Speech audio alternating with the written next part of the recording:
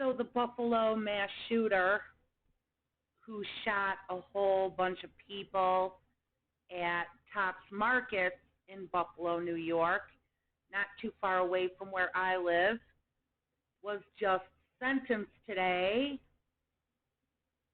And I'm going to start by playing their earlier stream of the victim impact statements. Then I think I'll go for the sentencing.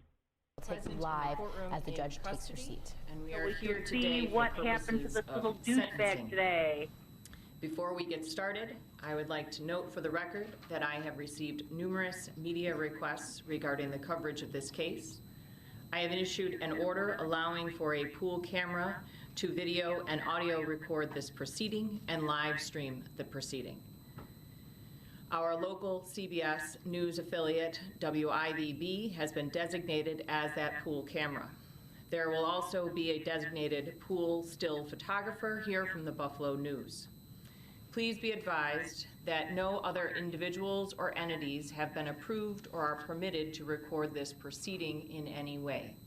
And I would ask all spectators to silence their cell phones and refrain from using their cell phones during this proceeding. Both the Buffalo News and WIVB are prepared to share the images and footage that they have captured. No photos, video, or live stream footage may be taken of those sitting in the gallery. Additionally, not all of the victims that wish to speak here today wish to be on video, and I will identify those individuals to the media, and I would ask that no videos or still photos be taken of those individuals. I trust that you will honor the order of this court and the wishes of these victims. Additionally, Part 22 on the 4th floor will be available following this proceeding for the press to gather for any statements from the parties. Is counsel ready to proceed in this matter? Yes, Your Honor. All right. I would just ask that all counsel enter their appearance on the record, starting with the people. John Carletto for the people. Justin Caldwell for the people. Jerry Hackbush for the people. Noah Elnick for the people. Brian Haggerty for the people. Thank you. Robert Cutting for Peyton Jen. Dan Dubois on behalf of Mr. Gendron. Brian Parker on behalf of Mr. Gendron. Thank you. The people have indicated that they are ready to proceed. Is the defense ready to proceed? We are. Mr. Fairlotto. Thank you, Your Honor. The people did receive a copy of the pre-sentence investigation report. Can you use the microphone, Mr. Yes. Fairlotto? The people have received a copy of the pre-sentence investigation report. We find no errors or omissions. Today, we anticipate that the court will hear from the following people. On behalf of Aaron Salter, Kimberly Salter. She had previously advised that she did not wish to be video recorded, although I have been informed by our victim advocate that she has changed her mind and she is okay with her statements being video recorded. On behalf of Celestine Cheney, Wayne Jones, on behalf of Roberta Drury, Leslie Van Giesen, on behalf of Andre McNeil, Deja Brown, and Vian Elliott, on behalf of Catherine Massey, Damone Maps, Demetrius Massey, and Adrian Massey and Barbara Maps, on behalf of Mangus Morrison and Pearl Young, Michelle Spite, on behalf of Ruth Whitfield, Simone Crowley and Sasha Crowley, on behalf of Geraldine Talley, Brian Talley, and Tamika Harper, on behalf of Jennifer Warrington, Stephanie Waters, on behalf of Zaire Goodman, Zenita Everhart, and Christopher Braden will speak on his own behalf. After the court hears from those individuals, Assistant District Attorney Justin Caldwell will address the court with comments on behalf of the District Attorney's Office. Thank you. So, Mr. Fairlotto, given your comments concerning Ms. Salter, to your knowledge, are there any of the victims that will speak today that do not wish to be videotaped? No, Your Honor. All right, thank you. And you would ask that they come forward before Mr. Caldwell speaks, is that what you said? Yes, Your Honor. All right.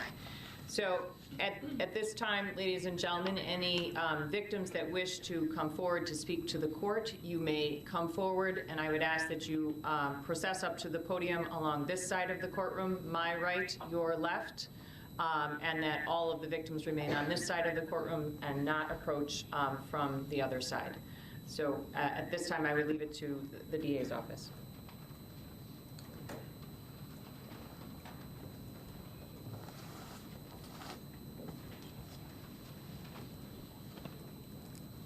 Oh, boy. Good morning.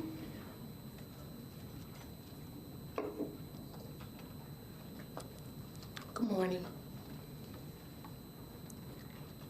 My name is Kimberly Salter, and I stand here this morning on behalf and with my husband, Aaron Salter. My family and I are here this morning, and we wear red and black. Red for the blood that he shed for his family and for his community, and black because we are still grieving. Today I share with you, as it is written in God's word, you will reap what you sow, more than you sow, later than you sow. It is your choice. God is love, and he offers love to each and every one of us. It is written in John 3:16, for God so loved the world that he gave his only begotten Son, that whosoever believes in him shall not perish, but have eternal life. I will also read Psalm 35. The Lord, the avenger of his people, a Psalm of David. Plead my cause, O Lord, with those who strive with me. Fight against those who fight against me. Take hold of shield and buckler, and stand up for my help. Also draw out the spear, and stop those who pursue me. Say to my soul, I am your salvation. Let those be put to shame and brought to dishonor who seek after my life. Let those be turned back and brought to confusion who plot my hurt. Let them be like chaff before the wind, and let the angel of the Lord chase them. Let their way be dark and slippery, and let the angel of the Lord pursue them.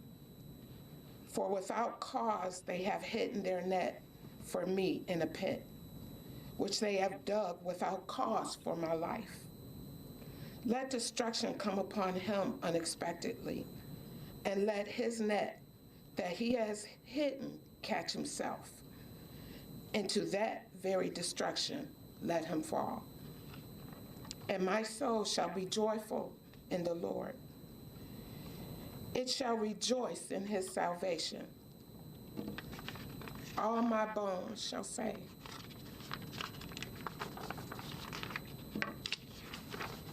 Lord, who is like you, delivering the poor from him who is too strong for him? Yes, the poor and the needy from him who plunders them. Fierce witnesses rise up. They ask me things that I do not know. They reward me evil for good, to the sorrow of my soul. But as for me, when they were sick, my clothing was sackcloth.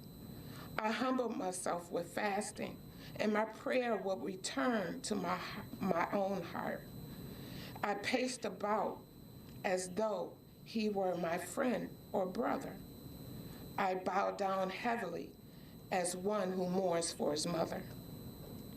But in my adversity, they rejoiced and gathered together. Attackers gathered against me, and I did not know it. They tore at me and did not cease. With ungodly mockers at feasts, they gnashed at me with their teeth. Lord, how long will you look on? Rescue me from their destructions, my precious life from the lions. I will give you thanks in the great assembly. I will praise you among many people. Let them not rejoice over me, who are wrongfully my enemies, nor let them wink with the eye who hate me without a cause. For they do not speak peace, but they devise deceitful matters. Against the quiet ones in the land, they also opened their mouths wide against me and said, Aha! Our eyes have seen it. This you have seen, O Lord. Do not keep silence. O Lord, do not be far from me.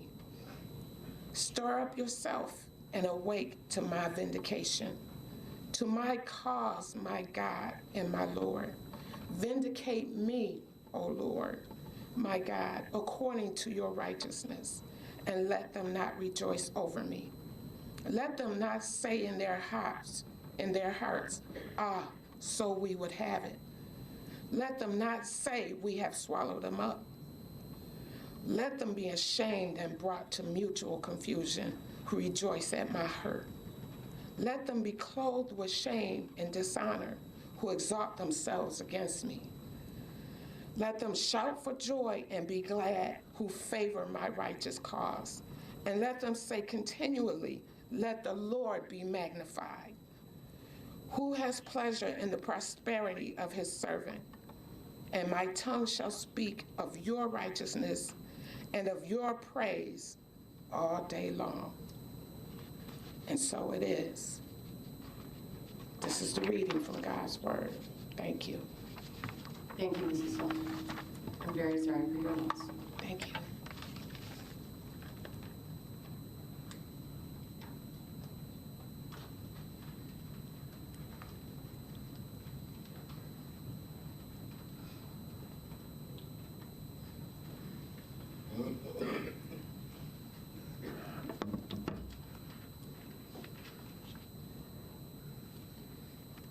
Good morning.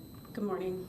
I'm here on the behalf of the grandchildren of Ruth Elizabeth Whitfield, Tiffany, Camila, Jasmine, Felicia, myself, Simone, Garnell III, and Sasha.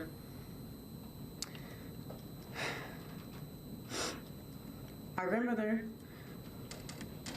went to buy seeds for her garden on May 14th, 2022. She may not have been able to plant those seeds, but the seeds that she planted throughout her life are abundant. The same way she brought us together on Rich Street is the same way she brought unity and solidarity to the masses. We fondly remember waking up from our sleepovers to the smell of Sunday dinner while getting ready for church. She was the driving force for our fishing trips and our camping adventures. Our grandmother had a strong and resilient spirit. She will not be present for our milestones, but we stand strong and determined and triumphant in ways that you could never fathom. We find strength in knowing that her legacy will outlive you. You will simply go from a name to a number. You will be herded like cattle. You will be shut away from the world. You will not enjoy family events. You will not enjoy outings with friends. You will be nameless and faceless, and we feel sorry for you. We pity you even. Your life was meaningless before May 14th, 2022, and you woke up every day feeling small. You clearly did not value your own life, which allowed you to devalue the lives of others. Even with all of the heartache that you have caused, you still have failed to break our family spirit. You thought you broke us, but you awoke us. We all know the pure hatred and motivations behind your heinous crime, and we are here to tell you that you failed. We will continue to elevate and be everything that you are not, everything that you hate, and everything that you intended to destroy. Despite our battle scars, we will not, you will not, win the war. We had a praying grandmother who taught us that the battle is not yours, it is the Lord's. The global outpouring of support and love, not only for our family, but for everyone within the Black community, has spoken volumes, and it reiterates your failure. You are a cowardly racist. Every single person that has been instrumental in molding you and supporting you and informing you, aiding and supplying weapons needs to be held accountable and not protected as they have been. You recorded the last moments of our loved ones' lives to garner support for your hateful cause, but you immortalize them instead. We are extremely aware that you are not a lone wolf, but a pawn of a larger organized network of domestic terrorists. And to that network we say, we as a people are unbreakable. Our dear grandmother,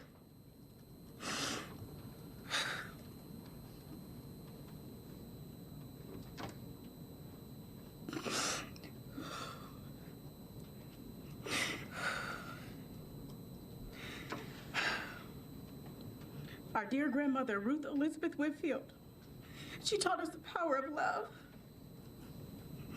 And even in our darkest hour, we will ensure that her legacy will be that of love. Thank you. I'm sorry for your loss. It's not necessary for those who wish to speak to stand waiting for your turn. We will wait for you to approach the podium. So if you would like to take a seat and be more comfortable, you're welcome to do so.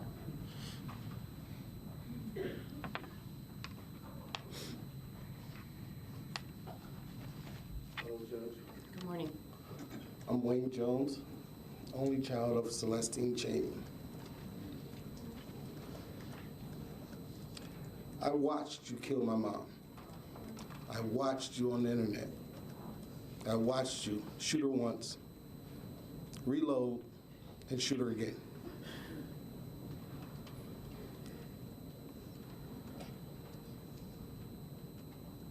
I just want you to remember that name and what you did.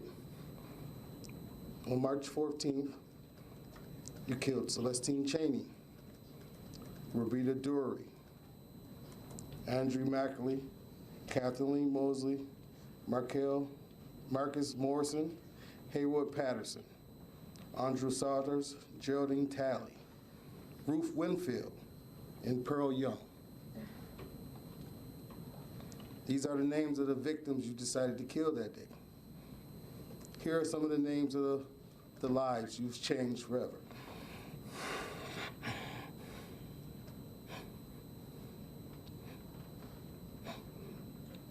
Wayne Jones Sr., Wayne Jones Jr., Kayla Jones, Sharon Reed, Shayna Jones, Donnell Jones, Nasir Jones. You took from us a loving mother, grandmother, sister, aunt, cousin, and friends. Behind your senseless act, we will never have another birthday, another get-together, another celebration, me and her shopping, another call on the phone like we often like to do. While I was writing this, tears fell from my eyes. Thinking about what a beautiful person you took.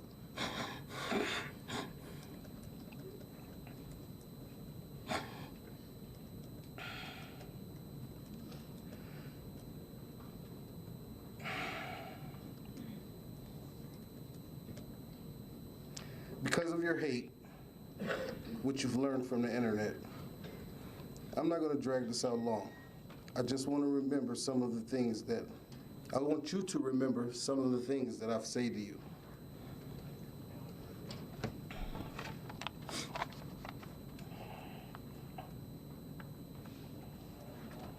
I've seen you a couple times in court, and you look like a young man that could be anybody's son. You don't come across to me as a racist killer, even though that's what you have done. Mistakes, some are big, and some are small. This one here is a real big one that you can't take back. You have to live with this one, bro, just as I have to live with this every day. I don't know what your relationship with your parents are, but I'm a parent, and I feel sorry for your parents. You will never get to hug them again, like I won't. You will never get to see your grandparents again. You will never see the outside world again. I don't wish the death penalty on you. I wish they keep you alive. So you have to suffer with the thought of what you did for the rest of your life.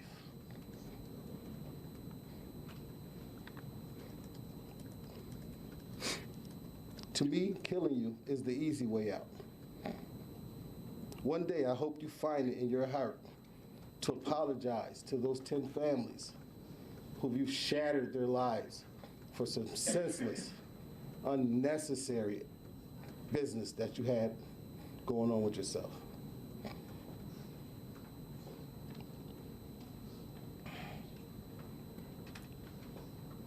You have shattered a lot of lives here, son.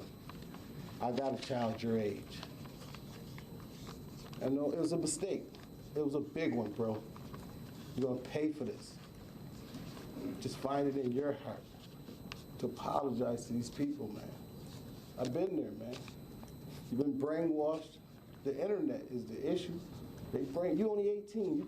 Obviously, you couldn't hate. You don't even know black people that much to hate them. You learned this on the internet, and it's a big mistake. I feel sorry for your mother. Your mother. I don't have mine. But your mother, she's dying inside for what you've done. She can't even pick her head up behind some nonsense that you've done. And I hope you find that in your heart. Wonder where his parents are. To apologize to these people, man. You did wrong for no reason. That's all I gotta say. Thank you, Mr. Jones. I'm sorry for your loss.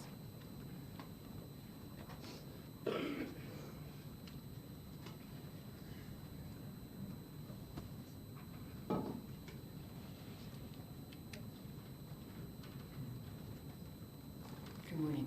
Your Honor, my name is Leslie Van Giesen. I represent Roberta Drury's family. My daughter, Robbie Drury, was a young woman. She was not married. She had no children. She never will. Robbie was our youngest daughter. When people ask, how many children do you have? I don't know what to say. Will I ever be able to enjoy August 11th, her birthday? May 14th, how will my family ever have a nice thought on a beautiful spring day?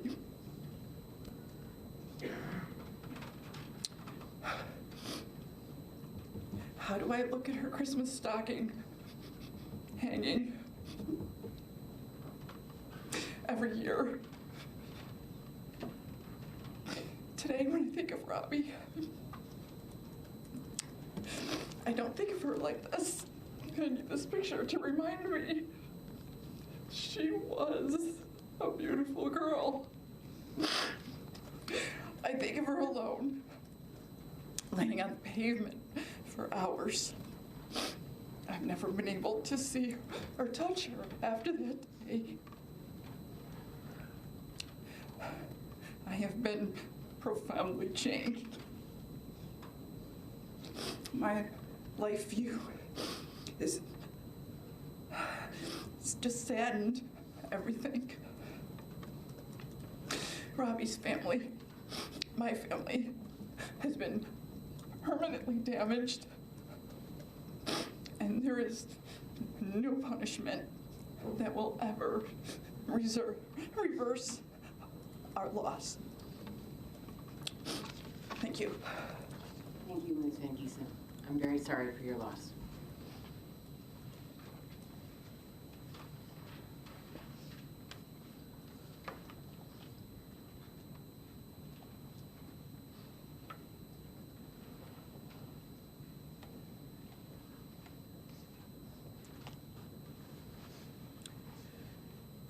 Good morning. My name is Tamika.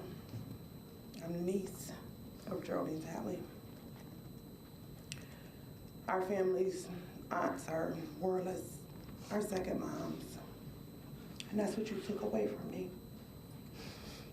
You took away my mom, best friend.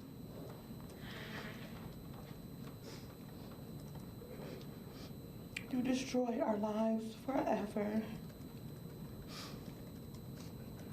It's not a day that goes by that I won't remember May 14th and being 2 minutes sooner. I could have been in that store. And all I think about is, could I have saved my aunt? Could I have helped her get away from the bullets? Or could my mom be suffering more and lose her daughter, her granddaughter, and her sister? So in life, everything that happens for a reason. And that's good and bad. At 19 years old, I had to bury my first son. But the pain I feel from you taking my aunt from our family will never even compare to burying my own child. This was a horrible crime that you committed. And I hope you do pray for forgiveness. Because, you know, not forgiving, I will be blocking my own blessings. So do I hate you? No. Do I want you to die? No. I want you to stay alive. I want you to think about this every day of your life. Every day of your life, think about my family and the other 9 families that you've destroyed forever. Forever. May 14th will never be the same for me. My aunt was my grandchildren's godmother, and she was taken away on my granddaughter's birthday. My granddaughter will never be able to celebrate her birthday on May 14th. It hurts so bad. It hurts so bad. But I'm gonna pray for you, and I want everyone to just pray for all the families that we can get through this, because right now, almost a year later, I still feel like my life will never be the same, ever. It'll never be the same. Thank you. I'm sorry for your loss. Wow, is he actually crying or just pretending? Move your freaking fat ass head. Your just for men touch of gray head. I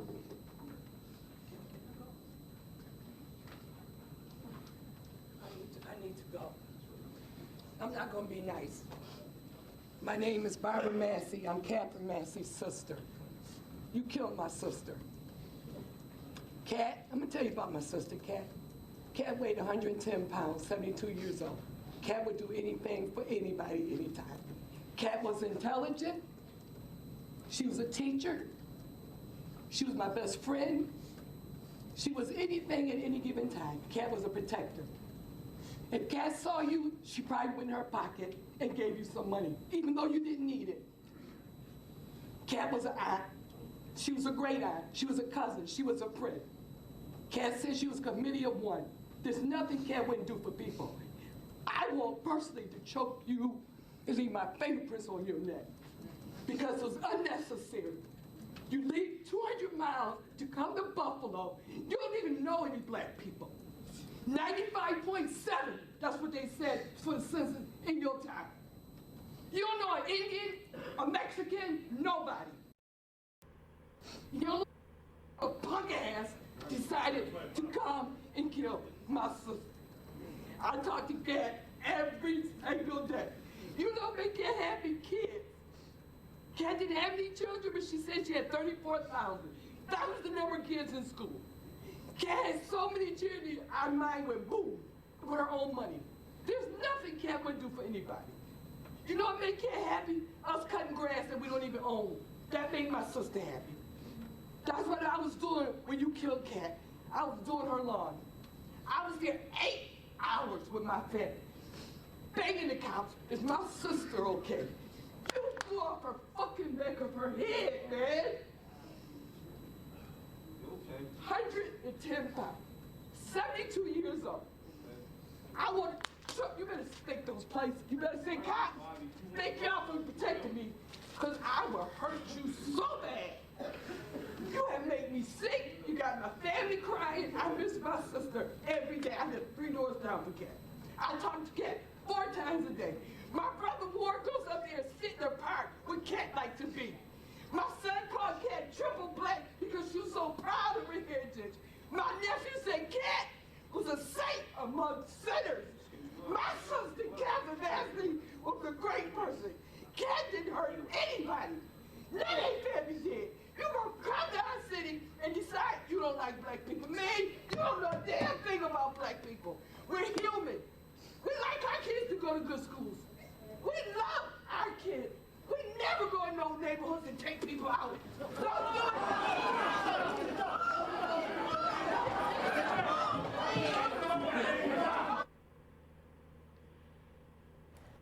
You're watching right now the sentencing. Obviously, emotions are running very, very high in that courtroom as Peyton Gendron is set to be sentenced to life in prison without the possibility of parole. And you just heard from Barbara Massey, that was Catherine Massey's sister. I mean, you can't imagine the emotions that people are going through right now. I mean, it's difficult for all of us. Shut Crying in courtroom. And I believe the judge has come off the bench, and we're going to take you right back to the courtroom as things get to settle down here, because we have a lot more victims, families, members to hear from, so we'll take you back live to the courtroom now.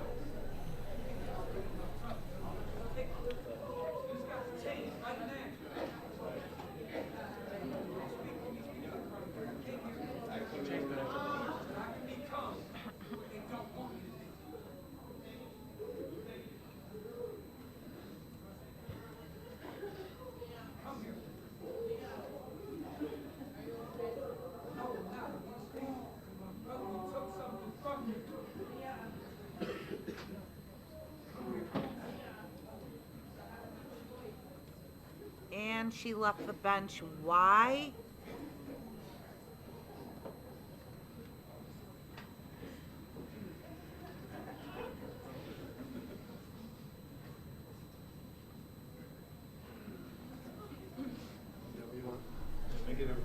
Now you can hear the emotion in this room. You can hear people sobbing. Our crews that are in that room say all the family members are sobbing. They're a little bit upset, obviously, about what's happened there, and you can see their tensions rose and yeah, a little he's being bit. protected by security. There's a lot of security. The streets are blocked off. It's a difficult situation out there. You know, and Chris, you were just saying this is the culmination of so much, and there are so many emotions in that courtroom right now, and you can understand too how people are feeling looking at someone. Yeah, shut up.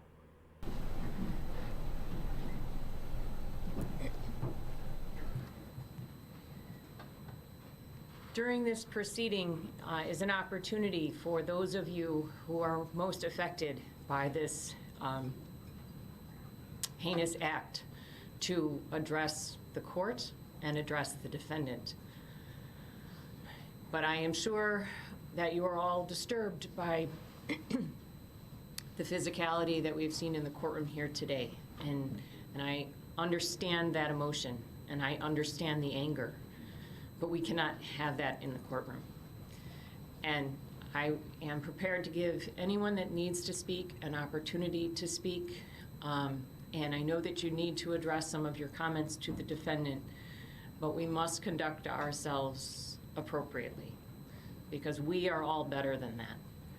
And so we will continue with the proceeding at this time, and anyone that is feeling overwhelmed by their emotions, I would ask that you perhaps step out in the hallway and take a moment to gather yourself.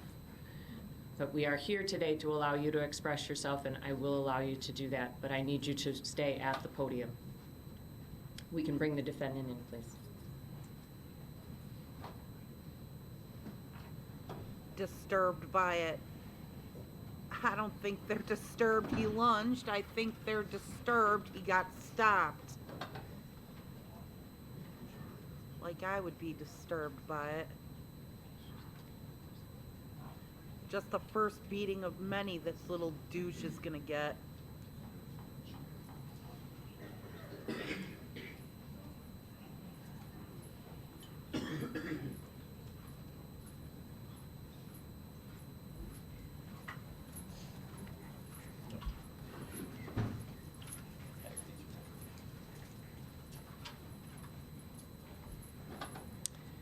The record will reflect that the defendant is present in the courtroom, and we are ready to proceed.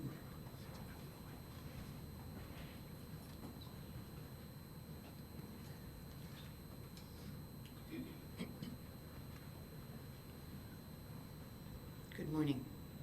Good morning. My name is Zanette Everhart, and I am here on behalf of my son, Zaire Goodman. On May 14, 2022, my son, Zaire Goodman, was at work doing what young people do. He was working at his part-time job, and then terror struck.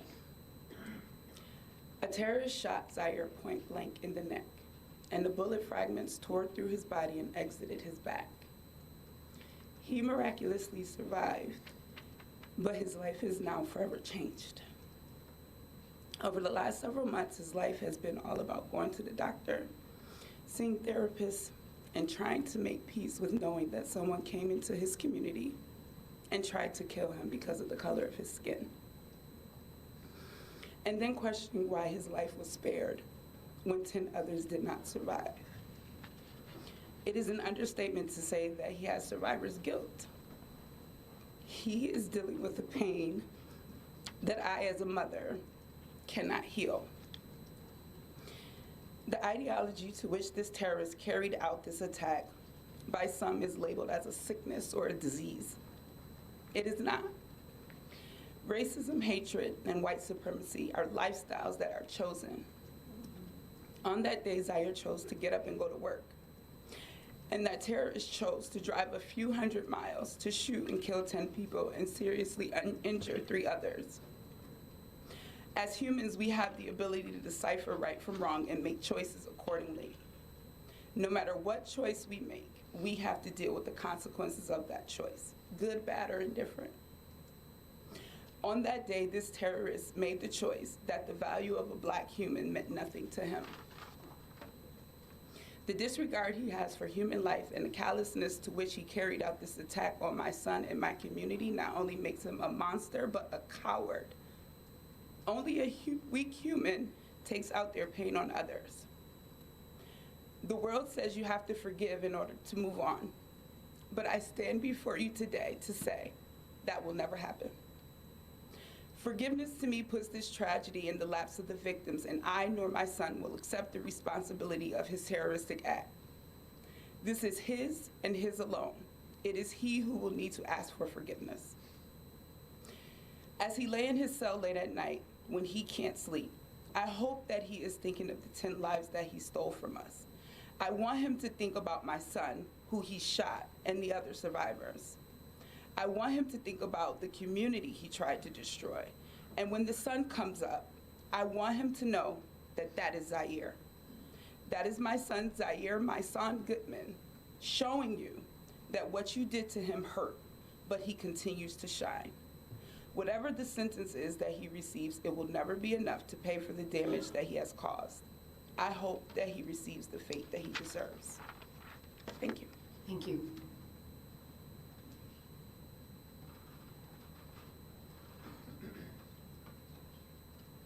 God, you again. My name is Stephanie.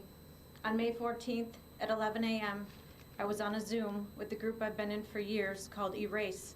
Our slogan is Eracism. We seek through person-to-person communication to eradicate the disease of racism and white supremacy. A few hours after my Zoom ended, I called my sister to visit with her. She answered the phone. She said, "Steph, I'm in an ambulance. I've been shot in the head. If I die, please be there for my children.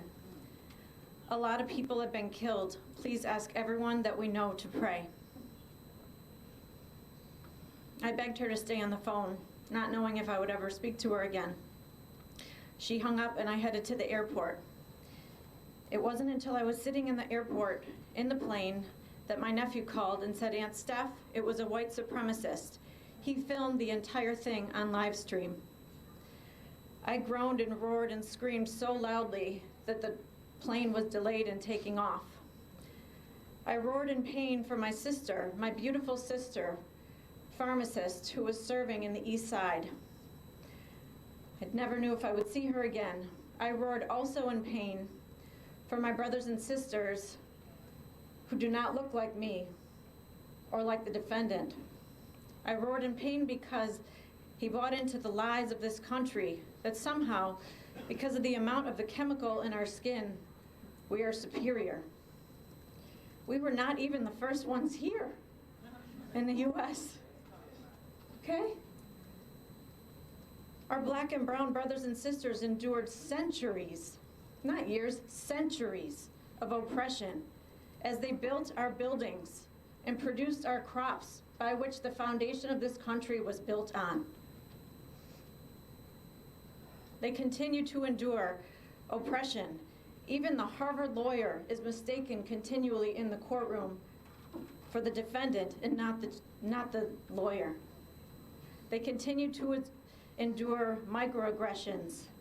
They continue to have their families gunned down simply because of the color of their skin.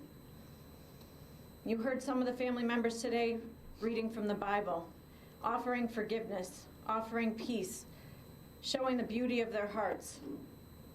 Yes, you also saw the fury. And for those who serve, who have to ask people to sit, I ask you to do it with an empathy in your heart and an understanding that for hundreds and hundreds and hundreds of years, we have been looking at our brown brothers and sisters as if they were less than. They are not less than. They deserve our respect. They deserve our radical empathy. They deserve for us to get educated on what we can do to treat them with the respect that they deserve. I'm speaking not only for my sister who served in the East Side. My mother's not with me. She's a teacher on the East Side. She's teaching today. Our father, my late father, was a cancer research scientist, master's and a PhD. Mom is too busy working to come to her daughter's shooter's sentencing. Dedicated his life to serving. For the last 30 years on the East Side, he ran a mission helping people that deserve to be here, that deserve to be helped. So I ask you, Judge, I wish you could promise that the defendant would never have access to social media for the time that he's alive. I know that's not practical, but I would ask you, the defendant, please. Yes, it absolutely is practical. They can confiscate laptops and all manner of devices away from pedophiles. You can throw this little bitch boy in prison and completely bar him from social media sites. Even if he is allowed to use the web, which he shouldn't be, it should be heavily monitored at all times. Don't tell me it ain't practical. Consider the possibility that you were wrong and that we are stronger together. Diversity makes us beautiful. If every color in the palette was the same color, we would have no beauty in anything in this world. Diversity in the body makes us strong. If every finger was a pinky, we couldn't do anything. We are stronger together. A house divided cannot stand. Thank you. Thank you.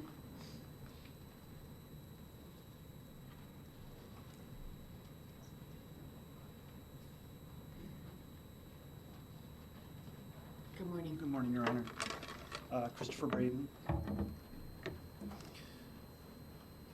It has been less than a year since you attacked me and 12 others that day, along with countless numbers of TOPS employees, customers, and residents of that area. I still remember May 14th, 2022, and everything about it still haunts me. Your actions have completely changed and impacted my life in every aspect. I cannot even begin to describe the feeling of terror I had on that Saturday afternoon when I was attacked by you. I was shot in the leg. I was shot on the inside of my leg, just above my knee, and the bullet exited outside below my knee, taking almost everything with it. The injuries I sustained were severe, but I remained conscious and coherent the entire time. I unfortunately saw a few victims being killed. As I was being taken out of the store after the shooting was over, I saw all the victims where they lay. The visions haunt me in my sleep every night and most days. I cannot get those memories out of my head. Nighttime is the worst for my PTSD. I have night terrors that jerk me awake in the middle of the night, and I'm unable to calm back down to go back to sleep. Loud noises never bothered me before, but they do now. I'm always on edge and hypervigilant about my surroundings, feeling the need to be always on alert and protect myself. I spent 10 days in the hospital, endured 4 surgeries with 2 more surgeries to go. My left leg below my knee was nearly lost had it not been for the excellent work of my surgeons and the entire team at ECMC. It takes me at least 15 minutes every morning just to get out of bed because my left leg and foot don't work as they should. Without the brace on my foot, it drags and I am not able to flex it. I have no feeling from my knee down to my toe. Both of these things are permanent. I just started being able to put my own sock on and shoe, although some shoes I still have trouble with. I am frustrated with the things that I haven't been able to do since my injury. I could speak for hours about my injuries and treatment, as well as the permanency of these injuries, the stress of not being able to return to work, the pain I suffered hospitalized that continues to this day, extensive rehab I have gone through. However, I would rather talk about being a survivor. I'm still the same person that I was before you did this to me. My scars and pain remind me of how strong I've become. I am more alive and stronger than ever. You haven't taken away my will to live. You haven't broken my spirit. The scars are a constant reminder of what happened to me, but don't define my future. Thank you. Thank you.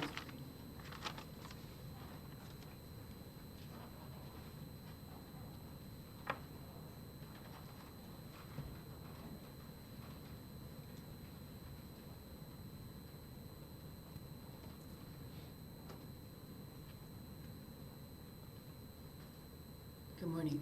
Good morning, Your Honor. My name is Brian Talley.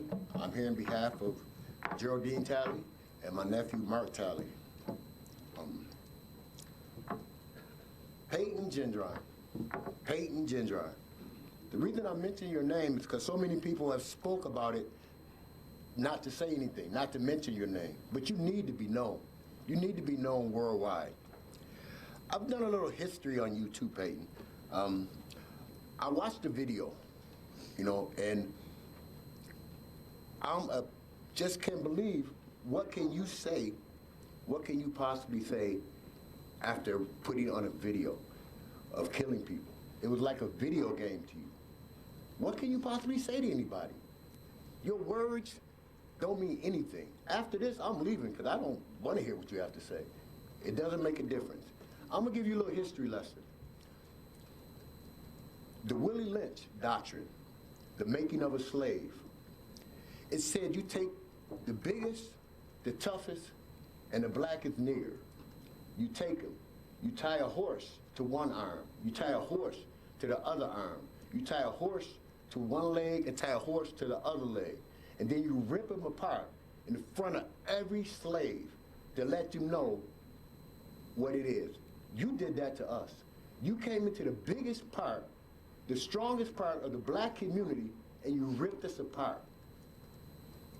How can you possibly get any kind of, how can you possibly stand up here and say that you're sorry? That you're sorry. You're playing this whole thing.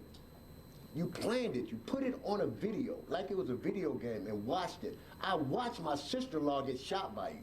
I watched it. I went in the Tops a couple times, and every time I go in there, only thing plays out in my mind is where you walked, where you shot, what you did. You know, the hatred that you must have in your heart for black people, I will never understand. I don't want to understand it. But I must say this.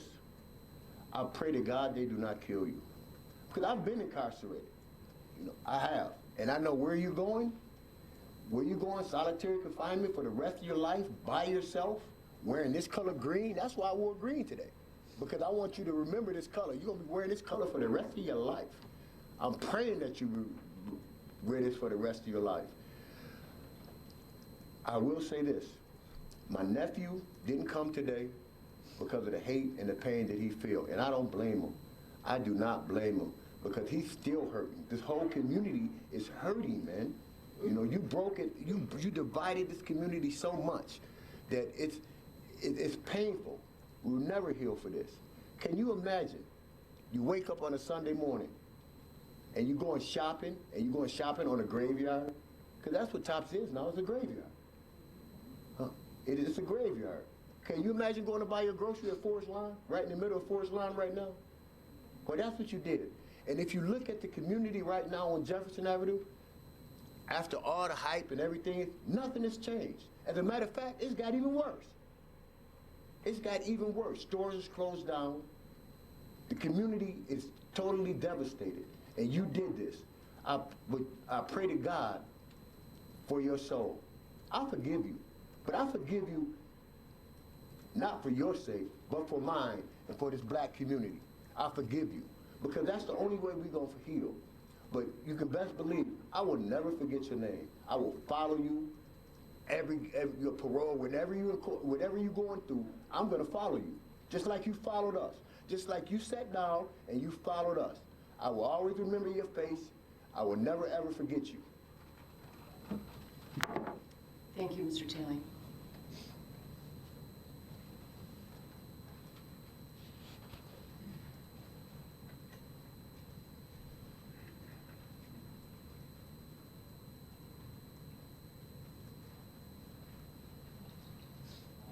Good morning.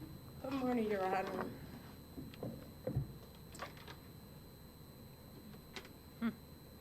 My name is Spent Michelle. more time doing that Bieber hairstyle than he did thinking about his victims this morning, huh?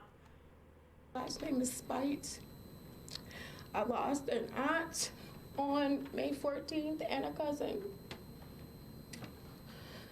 What are the chances that two of your family members would be in the same place from two different sides of your family?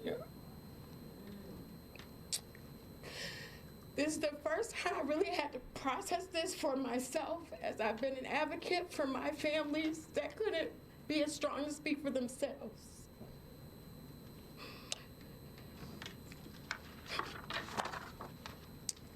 The calculated manifesto that you derived, the way that you started on a street that I grew up on. You journeyed down my grandmother's street and then wound up at Tops and killed two of my family members.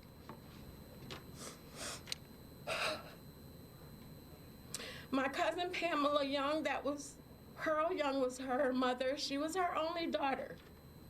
So I stand here to represent James Young, her son, Damon Young, her son, Pamela Young, her daughter, and all of her grandchildren, Oriana, Greg, Nate, and a host of others.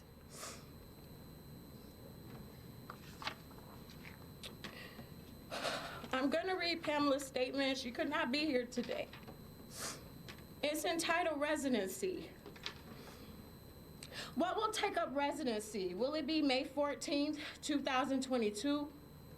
Or the court appearance, or every interview, or every time I've had to send my mother's death certificate to an insurance company with the cause of death being multiple gunshot wounds to the head. You didn't shoot her once, but you turned around and shot her 2 times.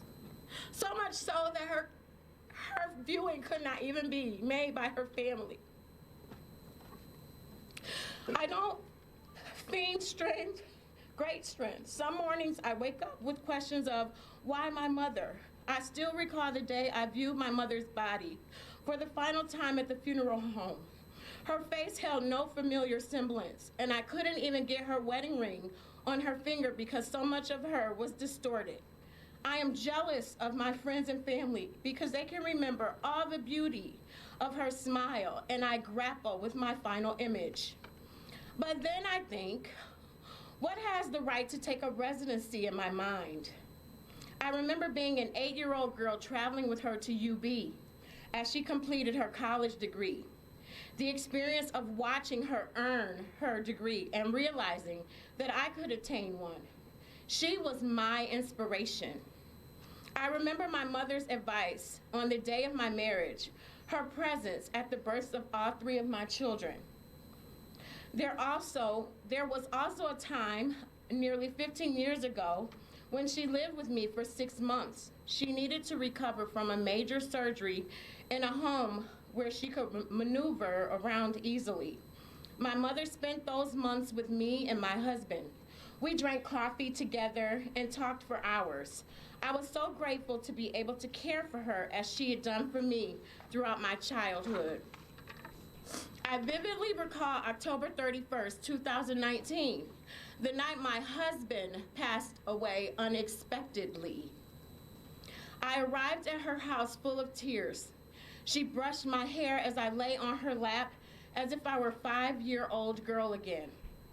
I have so many other memories that I've decided to write them in my journal.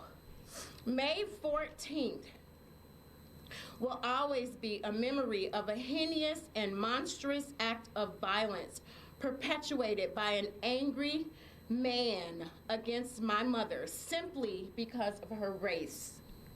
An act of hatred and white supremacy.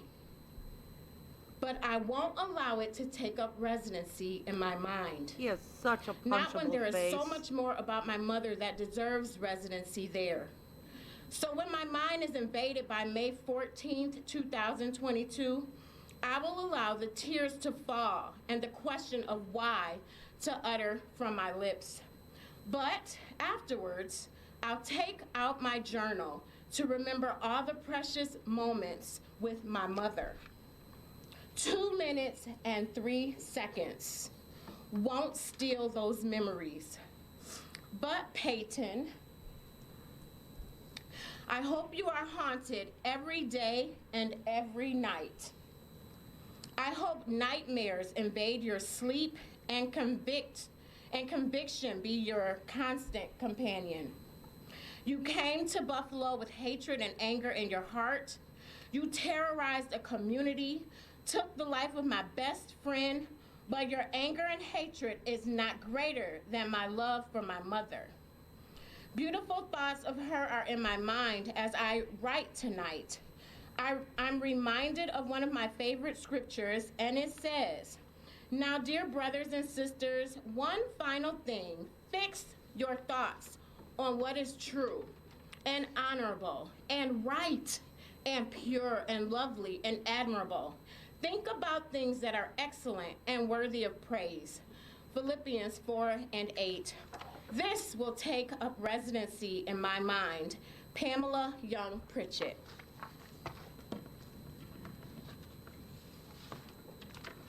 And the final reading on behalf of the Morrison family, specifically Fred Morrison and his mother, who is 72, who on her birthday buried her son. Thanks, Peyton, for that. Dear sirs, the dreadful afternoon of May 14th was the day my world was turned upside down. My life has been altered in unimaginable ways. The sheer agony I felt waiting at the Makowski School for the confirmation that my brother was one of the victims of this senseless massacre by a white supremacist is riveting. I never imagined my best friend, my only left brother, one who I shared holidays, birthdays, football game days, and most remarkably, our most precious gift we share in our mom. Now, all Mom and I have left are a million questions of why, tons of lifeless pictures and a plethora of distant memories and countless tears of insurmountable pain. Thank you for that, Peyton. Oftentimes, my daily struggle is the feeling of not even wanting to live my life without him. Margus and I were inseparable. Margus was the middle son, the only living brother I had, the one that fiercely protected me and my mother. He was preceded in death by my eldest brother, who died suddenly from a heart attack. Now guess what, Peyton? I'm reliving the pain of loss all over again on an entire new level. Since his murder, I sometimes find myself challenged by not being able to sleep soundly, paranoia going through stores, and in my daily routine, always watching my back as if there was a target attached to me. The added responsibility of being the primary caretaker for our mother, who suffered a stroke, in case you were concerned, and losing capacity to speak. I'm now left as the only child and pillow she sheds her tears of missing her baby boy Marcus Morrison on. No mother should have to bury their child, but my mother buried her son Margus on her 72nd birthday.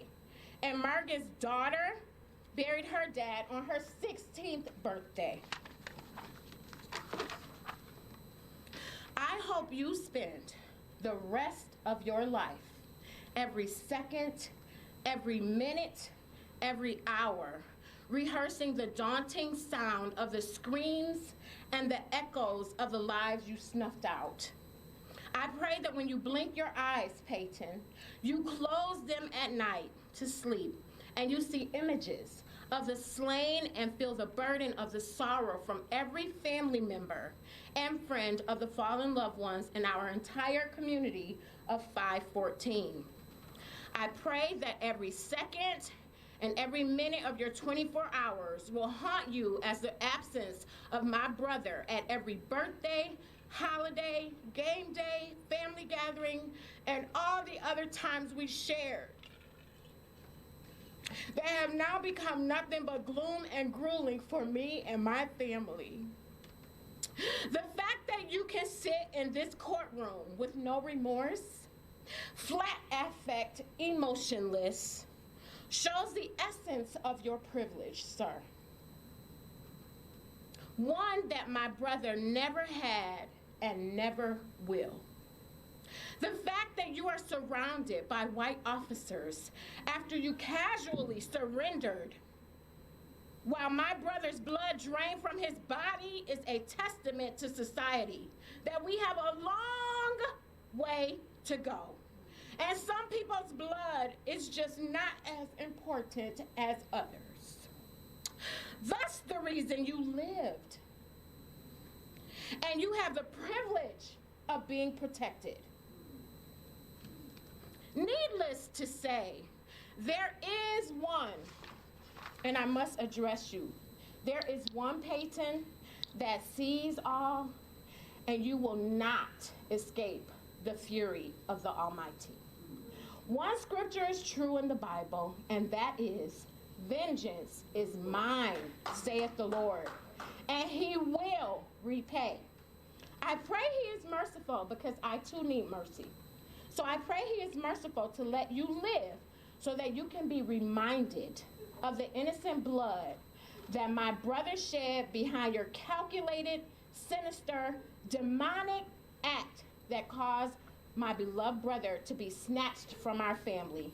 If you don't know God, Peyton, I invite you to find him because you are going to need him. With deep sorrow, Fred Morrison, brother of Marcus Morrison. Thank you, Your Honor. Thank you.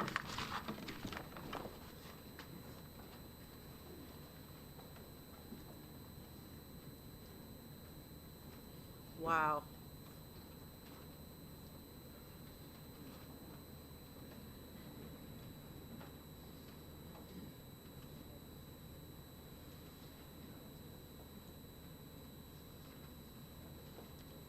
Good morning. Good morning. So I want to start off with saying my dad was Andre McNeil. He went to that store to get a cake for my little brother because May 14th is his birthday, my little brother's birthday. And he turned 3 years old, and he didn't get to celebrate his birthday with his dad because he never came back. So I was told to write an impact statement. First, I was being selfish, and I said I wasn't going to do it, but then I remember I wasn't doing it for this selfish coward or the courts or the press, but I was doing it for my dad, my best friend who was snatched from this world because of something he couldn't change, the color of his skin. After I lost my Uncle Bebe, my dad's brother, I made my dad promise me to stay on top of his health because I didn't want to lose him. And even though we had separation in life, once we did rekindle, we were inseparable.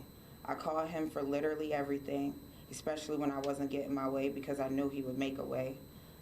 But most of all, I would be lost without him because I finally found somebody who understood me to a T.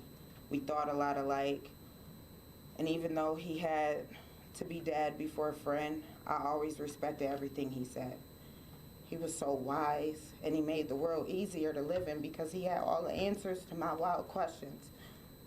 When I was around him, I wanted to know his every move, where he was going, what he was doing, and I made sure I tagged along. And the one time he leaves without me, he doesn't come back. After this happened, I constantly beat myself up about him going. And I'm still pissed off because he wasn't given a chance to fight. He was blindsided. You hit him and he didn't even know he got hit. He was blindsided by a hateful death at the hands of a selfish boy who was obviously not educated on the history of African Americans.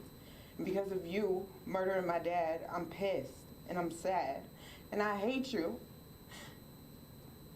And I didn't think I would be strong enough to look you in the face and tell you this. And how much you hurt me. My little brother, who's 3 years old, got to grow up without his dad. His brothers, my dad's sisters, his nieces, nephews, his grandkids. Our dad, the man who created us, was killed by a little boy who was obviously raised by hateful people. And I hate your parents too, so let them know that. And there is nothing in this world, no amount of money, anything anyone could say that'll change how I feel. This is the worst way to lose someone. So close to you, and I'll never forgive you. And I don't have it in me because no matter what, it wasn't my time. It wasn't my dad's time to go. And who are you to think you control that? My father, Andre McNeil Sr., his name will live on until the day I die. So you, I don't know what else to say to you. I just hope you feel bad. I really do. And I just hope you go through it in prison. That's all I got to say. Thank you.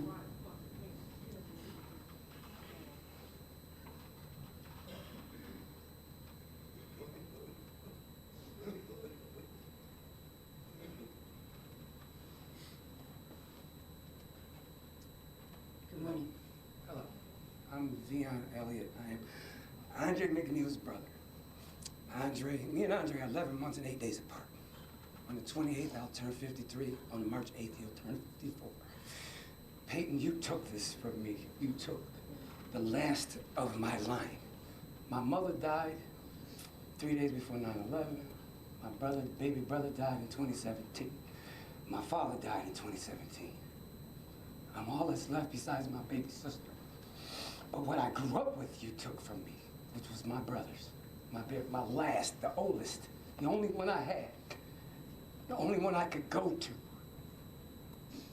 You know, I became homeless, and he came in and found me and got me, brought me to his house. And shortly thus, after that, you know, he planned a party for my nephew and asked me to be here. You know, because of my work and trying to better my life, I didn't make it. But any other thing and any other day that he's in Auburn is where he lived. We were born and raised in Buffalo. Yes, we are from Buffalo. Yes, this is our home. So you took a lot from me. When you came into Buffalo and you drove past Auburn, you know, because Conklin's not that far from Auburn, actually. I don't understand why, you know, you came all the way to Buffalo when there was a million different black communities. But you shouldn't have came anywhere. You should have sat in your car first and thought about your actions. As an 18-year-old, I don't know how you could even continue on. I don't know who helped you, who talked you into it. You know, because I know a lot of 18-year-olds, white boys, so you know this. I know a lot of 18-year-old Caucasian, little friends of mine, I call them little homies. None of them are racist, so I'm confused. Especially the three that I know from Conklin, where you're from. So I'm confused on how you got past everybody with your ideology and all this nonsense. You have all these protectors of you, but so that you know that they're here now. Where you're going, I've been, and your own kind's gonna get you. Just so you know, I've been in that prison. Your own kind is going to get you. Everything that you think that you know about prison and whatever they told you is a lie. Trust me, I've been there. You can ask anybody in here to look up my name and they'll find 3 different New York State ID numbers, which you're about to be. And your own kind's gonna get you. They're gonna befriend you. They're gonna do you real filthy. That's the sad part about it. But you took 53 years from me. You took the last of my line from me. All that I grew up with, all that I know is gone. All of it. He was all I had left. And you came in here in New Buffalo on May 14th and took that from me. I'll never understand why. I don't think anybody will. But you will get what you got coming. You will. That is a promise. As someone said, vengeance, God says vengeance is mine. He'll get you. He will get you for all of us. Do I hate you? No. Do I want to hurt you? Yes. And trust me and believe. These dudes can't stop me, really. I'm the littlest thing in here and very agile, but I don't want to hurt you. And I got 10 children I got to go home to. Andre had 5. And they can't even see him anymore. And my nephew, my 3-year-old nephew, every day, he's calling for his father. Ask him when he's coming back from Buffalo. And he can't? He's not coming? You know how bad that hurts? You know, it's sad when I gotta ignore my nephew's phone calls to tell him his daddy's not coming.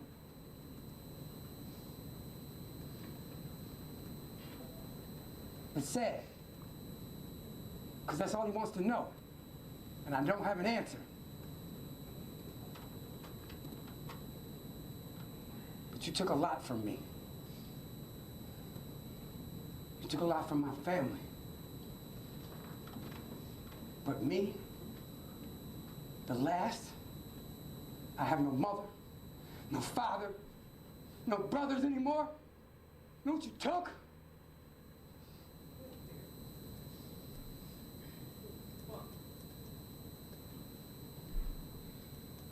I don't understand it. Thank you.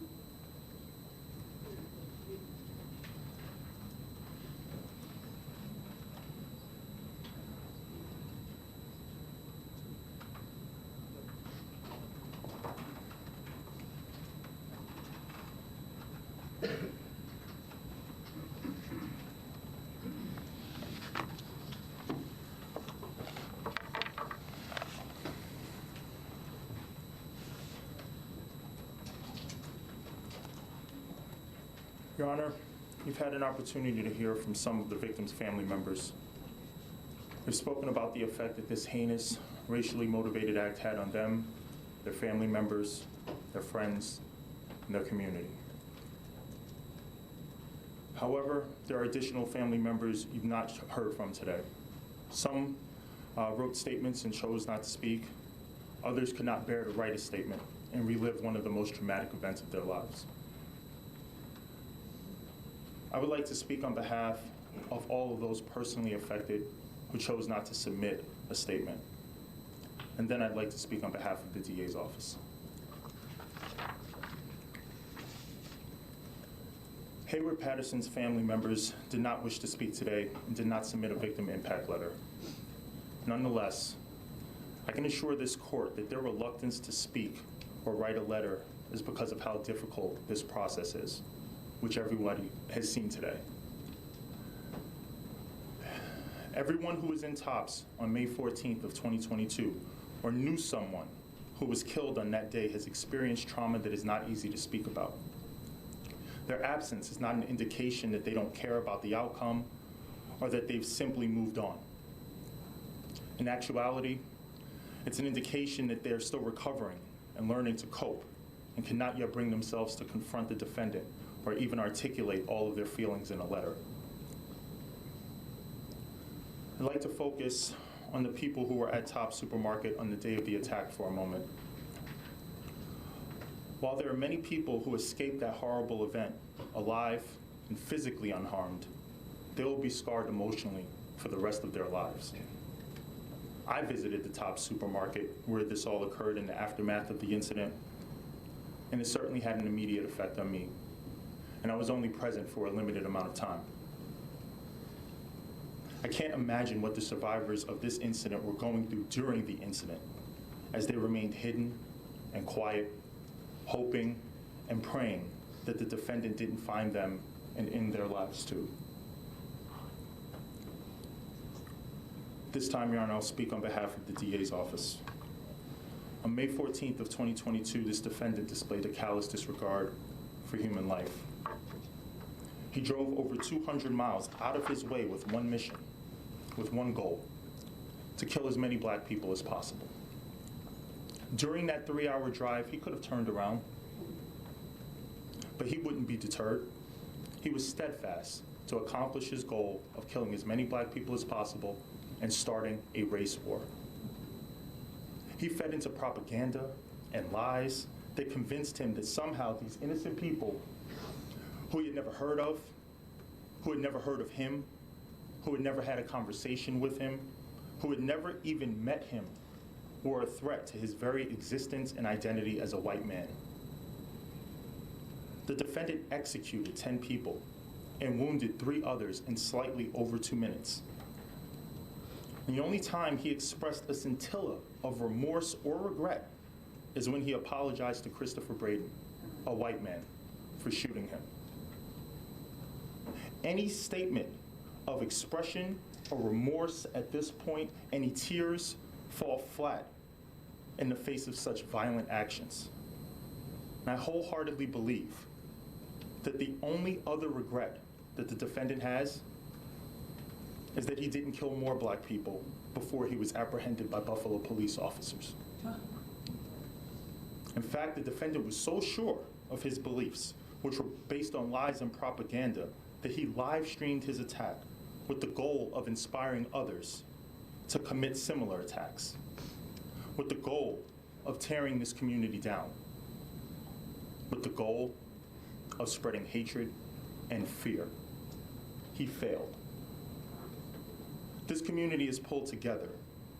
People of all races, sexual orientations, and religions working together to show love and unity for one another. On May 14th of 2022, 10 beautiful and innocent lives were violently taken from their family, friends, and community because the defendant subscribed to hateful ideology. However, their legacy won't be as victims struck down by someone with unfathomable hatred in his heart, but instead, it'll be as a beacon of light that has brought love to this community, that made this community stronger, that united people of all races throughout our community and our country. The defendant's legacy, on the other hand, will be of a cowardly murderer who killed unarmed citizens. The defendant thought that this would create enough tension to start a race war, that we would turn on each other. He thought that everyone has as much hate in their hearts as he does. But he was wrong. And again, he failed. This community showed that they are not as ugly as the defendant's hateful ideology, and instead of choosing violence, they chose love. They showed the world that the love of this community will always be stronger than white supremacist hatred. And hopefully, the defendant will have to live with his failure for the rest of his life in a jail cell while this community continues to flourish. Your Honor, this sentencing is an opportunity to say no to racism, to say no to hate. Our chance to hold this defendant accountable and show others that think like the defendant that these acts have no place in our society, and that there will be dire consequences for anyone who tries to follow in his footsteps. I ask Your Honor to do what justice demands, to sentence this defendant to the maximum possible sentence allowable by our laws in New York State, to sentence him to a period of life without parole. Thank you. Thank you, Mr. Coleman. Have the people had an opportunity to review the pre-sentence investigation, and is there anything you'd like to make a record about with regard to that? We have had an opportunity to review it, and we have nothing to add, Your Honor. Thank you. Thank you. Anything further from the people? No, Your Honor. Thank you. Mr. Parker.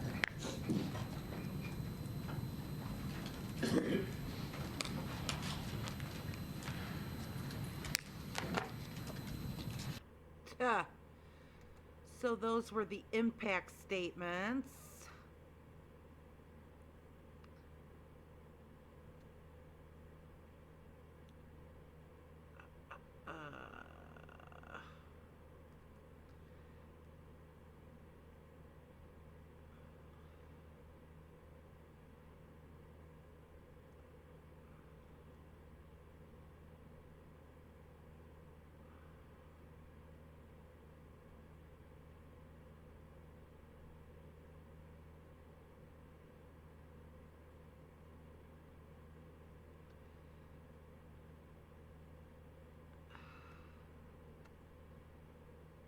He gave his statement.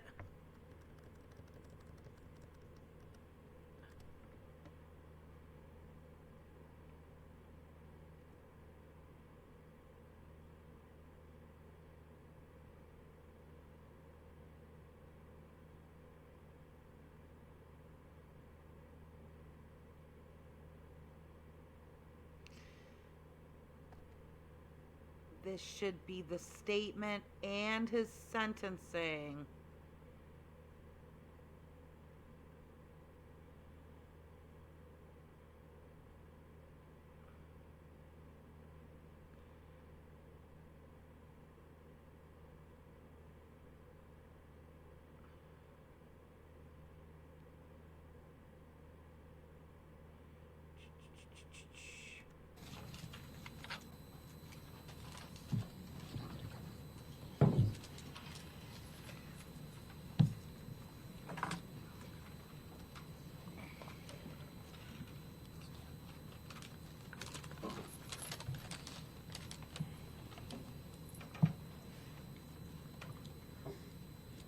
I'm very sorry for all the pain I forced the victims and their families to suffer through.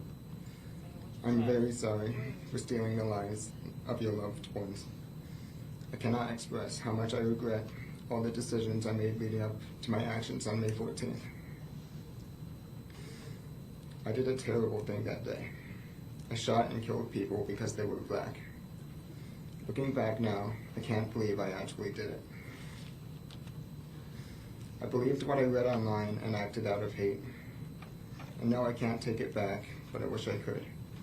And I don't want anyone to be inspired by me and what I did.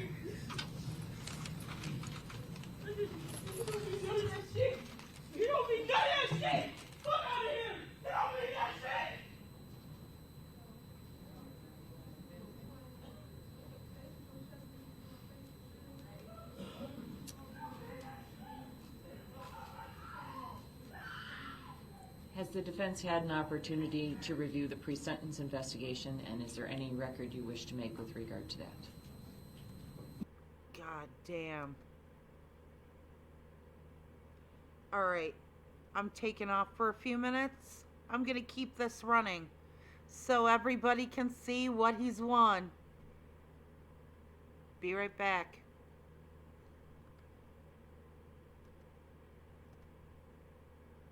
Judge, we have had a chance to review the pre-sentence report, and we have no comment on it at this point. Is there any further comment the defense wishes to make? No, we are ready for sentencing.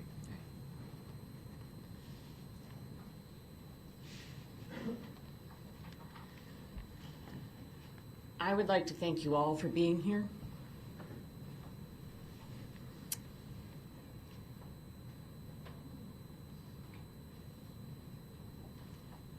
And to thank those of you who have shared your thoughts and feelings with the courts, either in writing or in open court here today. It is very meaningful to me, and I believe that it is important for the defendant and the world to hear what you have to say. I am very sorry for your losses and the pain that you feel.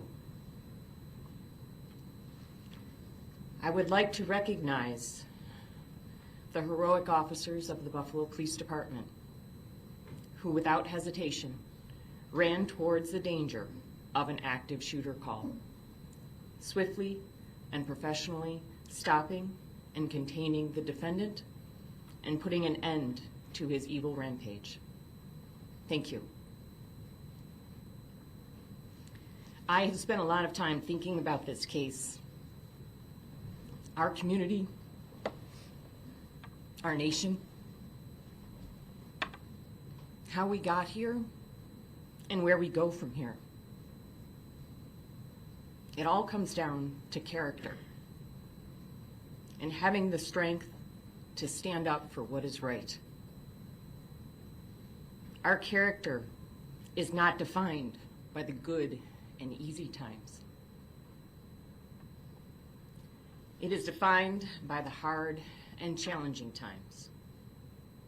And often, our character is revealed not necessarily by what we say, but by what we do. I am both immensely proud of and grateful for the way Buffalo has rejected the evil and hate that was inflicted on our community.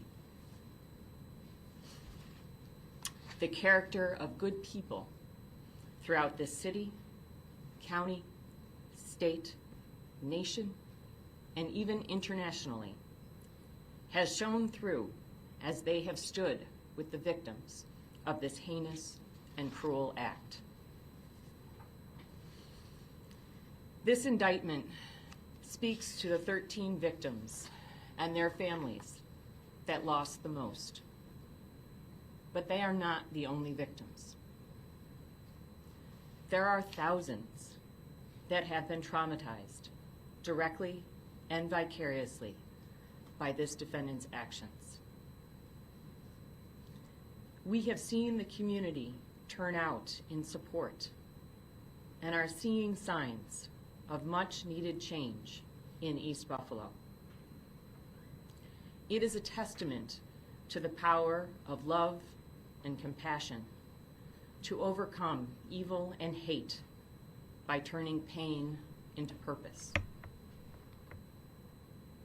But it is just the beginning. We have a long way to go. This hateful act and other similar hateful acts across the country, motivated by white supremacy and replacement theory, are a reckoning for us as a nation.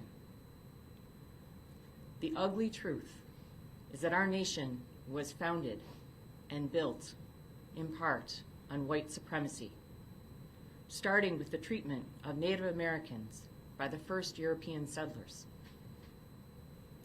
to the cruel, inhumane, economic engine, nation-building practice of slavery, to indentured servitude, to Jim Crow laws,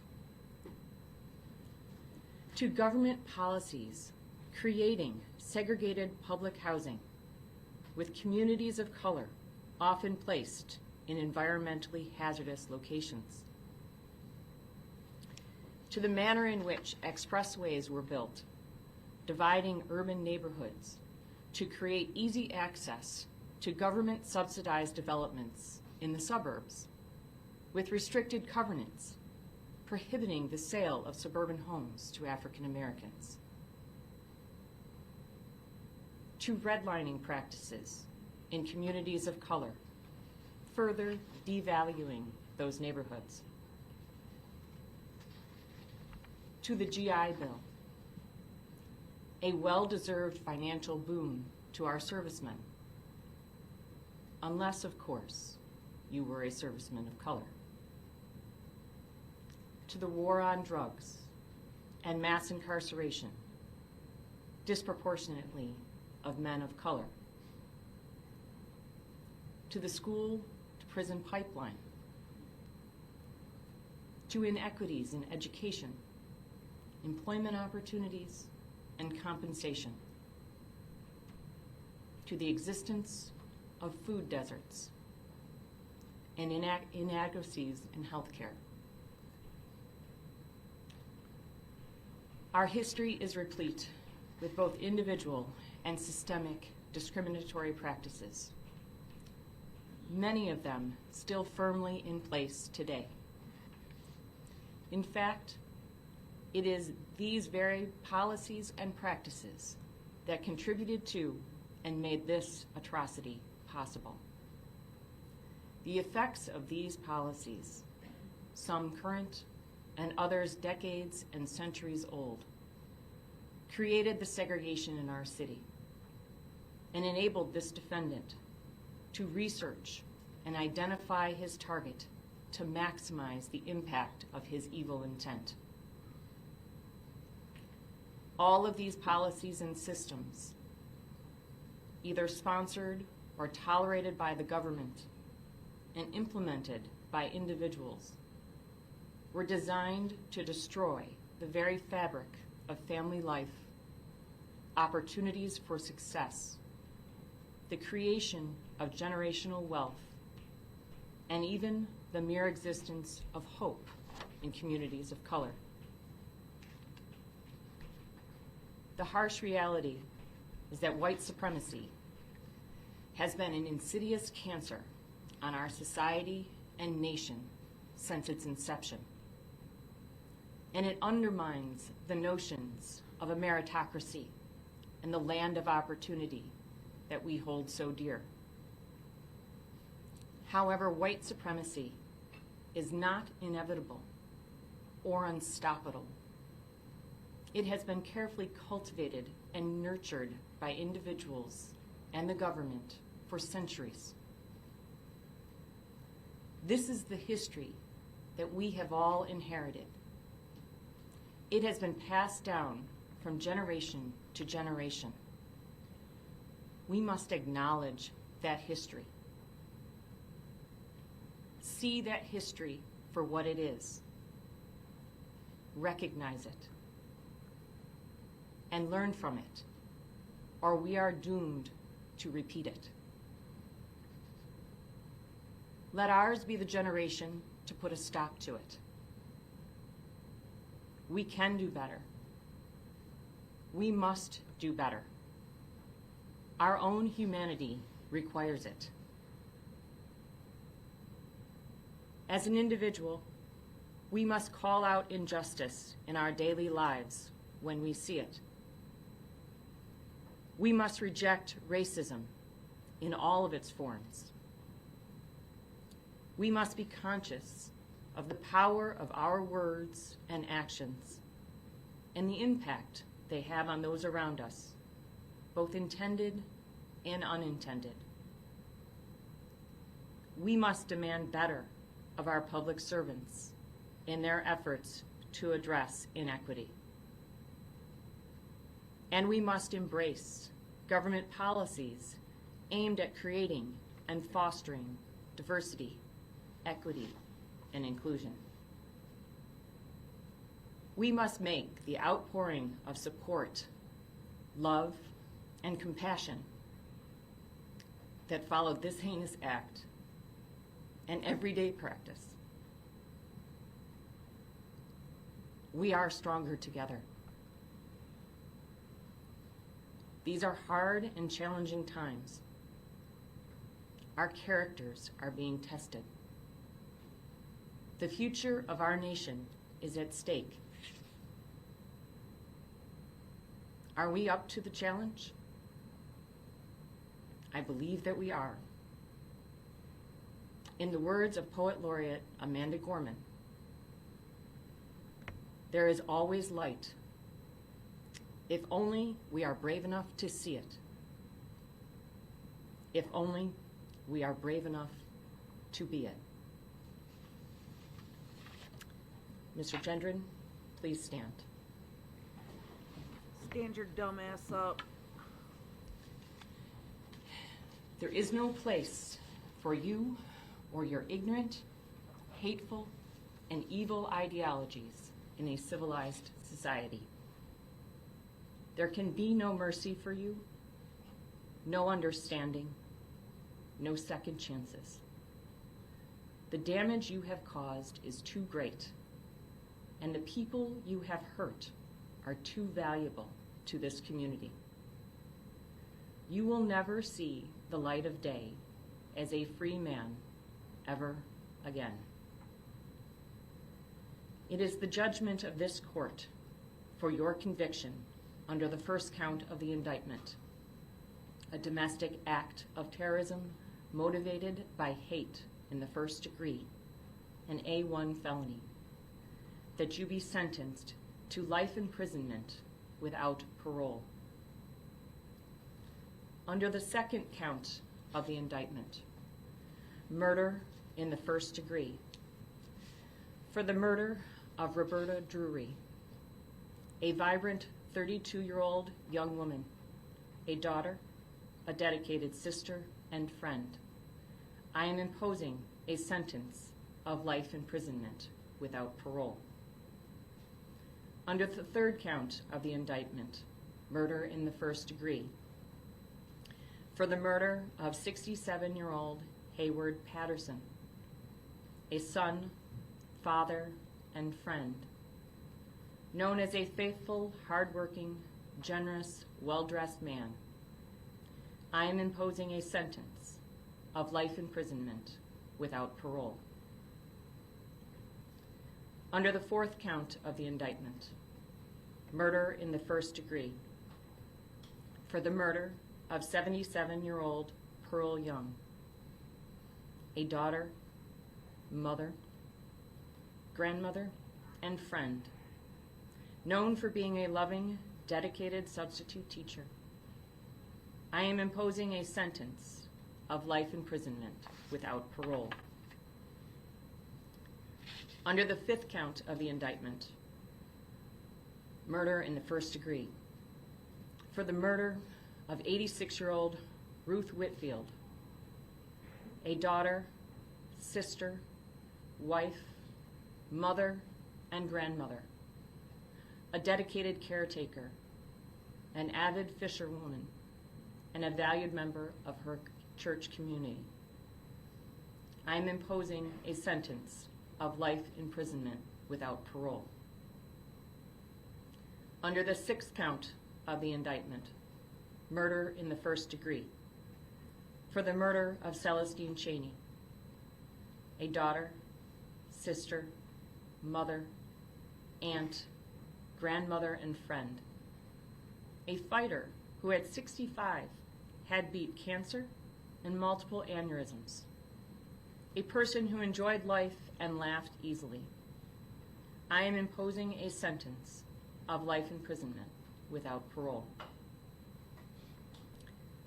Under the seventh count of the indictment, murder in the first degree, for the murder of Aaron Salter, age 55, a son, brother, husband, and father, a car guy, and a lover of camping, a retired Buffalo police officer, heroic and selfless to the very end. I am imposing a sentence of life imprisonment without parole. Under the eighth count of the indictment, murder in the first degree, for the murder of 53-year-old Andre McNeil, a son, brother, uncle, father, and fiancé, devoted Miami Heat fan, survived by a 3-year-old son. I am imposing a sentence of life imprisonment without parole. Under the ninth count of the indictment, murder in the first degree, for the murder of Margus Morrison, age 52, a son, brother, husband, and father. He loved music and sneakers. I am imposing a sentence of life imprisonment without parole. Under the 10th count of the indictment, murder in the first degree, for the murder of 72-year-old Catherine Massey, Cat, a daughter, sister, aunt, and friend, an activist known for her sincerity, thoughtfulness, and honesty. I am imposing a sentence of life imprisonment without parole. Under the 11th count of the indictment, murder in the first degree, for the murder of Geraldine Talley, age 62, a daughter, mother, and aunt, the life of the party, and a top-notch baker. I am imposing a sentence of life imprisonment without parole. By operation of law, the sentences on counts 2 through 11 must run concurrently with the sentence imposed on the first count.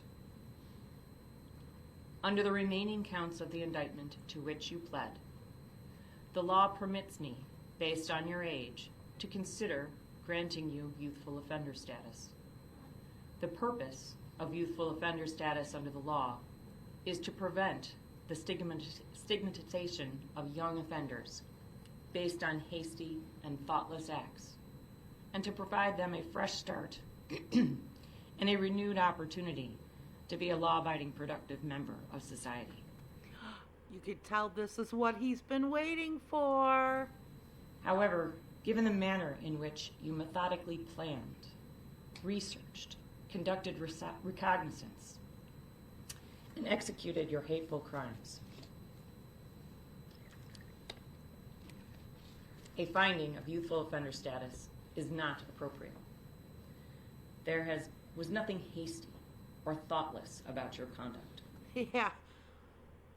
Look how hard he swallowed at that. You're screwed, you little shit. There are no mitigating factors to be considered. You will be sentenced as an adult on the remaining counts. Under the 22nd Again, he gulps hard. Count of the indictment, attempted murder in the first degree, for the attempted murder of 20-year-old Zaire Goodman, a beloved son, a hardworking young man of character.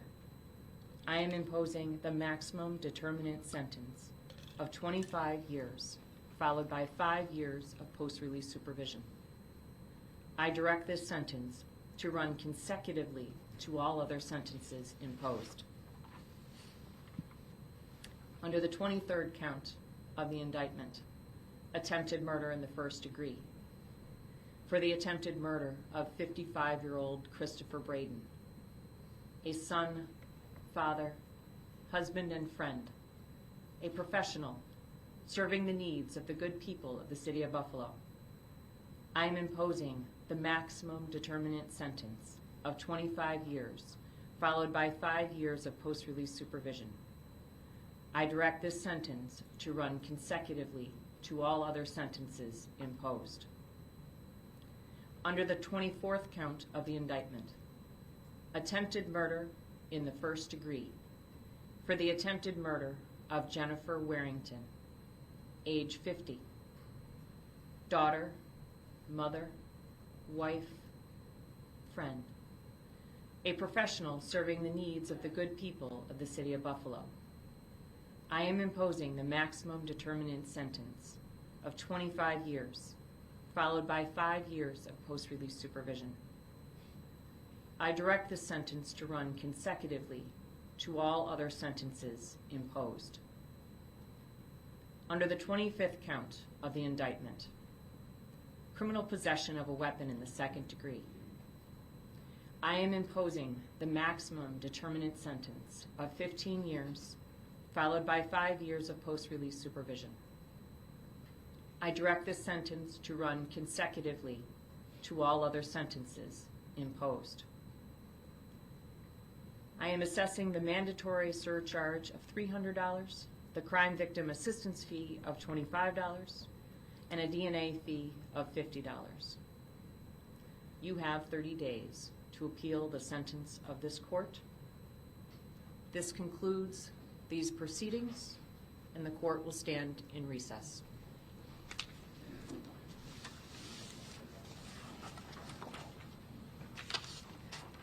There's your prize. That was a very emotional sentencing and victim impact statements being read out there today here for the East Buffalo mass shooter sentenced just moments ago to life in prison without the possibility of parole there. We watched it all live, raw, and unfiltered. I do want to take you out to the moment to replay one more time the very tense moment of a family member trying to attack the murderer. Let's show this to you right here Gotta on Live focus Now on from that. Fox. We like our kids to go to good schools. We love our kids. We never go in those neighborhoods and take people out. Don't do it.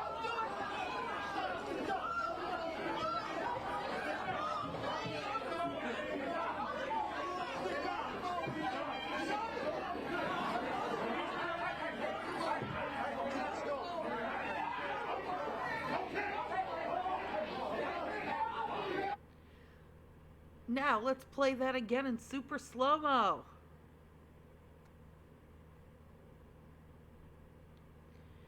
Well, that's it. That's what he's won. Happy day. I didn't even know his sentencing was today. That was pretty quick for the way court proceedings go, but hopefully this will give some solace to the friends, surviving family members, the community of Buffalo, and certainly to all of us here in the state of New York and elsewhere in this country. Place your bets. Place your bets. How long until this kid ends up dead? Well, we'll talk about that another time. But for now, how freaking wonderful. Well, I will see you guys later.